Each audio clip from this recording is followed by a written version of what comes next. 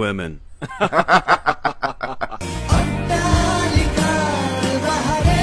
কুমিল্লা নোয়াখালীতে হচ্ছেটা কি? এরা কি আসলে দান করতে যাচ্ছে নাকি পিকনিক করতে যাচ্ছে?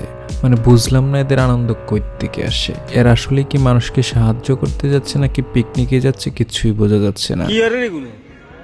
এরা বই নামায় আর ছবি তুলে নামায় দেয়, ছবি উঠে নামায়। এই অবস্থাতেও তাদের ভিডিও করতে হবে, সেলফিতে পোজ দিতে হবে। এগুলো কি আসলে মেনে নেওয়া যায়? এদিকে মিরাজ আফ্রিদি নামের এই কন্টেন্ট ক্রিয়েটরকে নিয়ে এখন ব্যাপক সমালোচনা হচ্ছে, আর সমালোচনা হওয়ার কথাও। তো আমরা এখন এই যে লাইফ জ্যাকেট পরে নিয়েছি, লাইফ জ্যাকেট পরে নিয়ে উনি ত্রাণ দিতে যাচ্ছে, সেটা ভালো কথা, কিন্তু কুমিল্লা নোয়াখালীর অবস্থা ওনার আগে থেকেই জানার কথা। কুমিল্লা নোয়াখালীর অবস্থা এমন যে শক্ত সবল মানুষও অনেকেই হারিয়ে যাচ্ছে। পানির ঢেউ এতটাই বেশি যে অনেকেই অনেক দূরে চলে যাচ্ছে। আমার ঘর বাড়ি ভাষায় আনিল নিষ্ঠুরে বন্যায়। আর ওনার তো দুই হাত নেই, আর উনি কিভাবে ওইখানে যাচ্ছে? কিভাবে এই সাহসটা হলো ওনার? ওনাকে সামাল দিতেই তো ৩-৪ জন লোক লাগবে। উনি কিভাবে মানুষকে সাহায্য করবে আমাকে বলুন তো।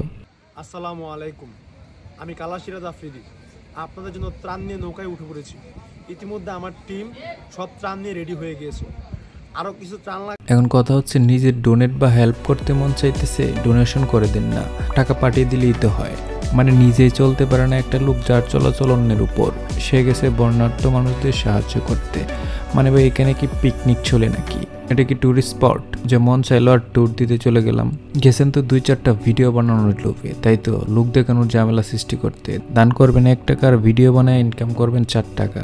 এই ছবিটা নিয়ে অনেকে ট্রল করে যাচ্ছে, হাহারি একটু দিয়ে যাচ্ছে। কেউ কেউ তো এই লোকের পক্ষে সাফাই গাইতে বা সিম্পিতি দেখাইতেও আসছে। ফাইজলামি নাকি এইসব? যেখানে তুকুর 17 স্পটে গিয়ে নিজেদের সামলাতে পারতেছে না, সেখানে উনি গিয়ে কি করবে? মিরাজ আফ্রিদি ভাইকে আমি একটা মেসেজ ড্রপ করতে চাই। ভাই, যেখানে বড় বড় সাঁতারুরাই উদ্ধার করতে গিয়ে হিমশিম খাচ্ছে, সেখানে আমার আপনার মতো মানুষ যারা সাঁতার কাটতেই পারি না, তাদের কি কাজ?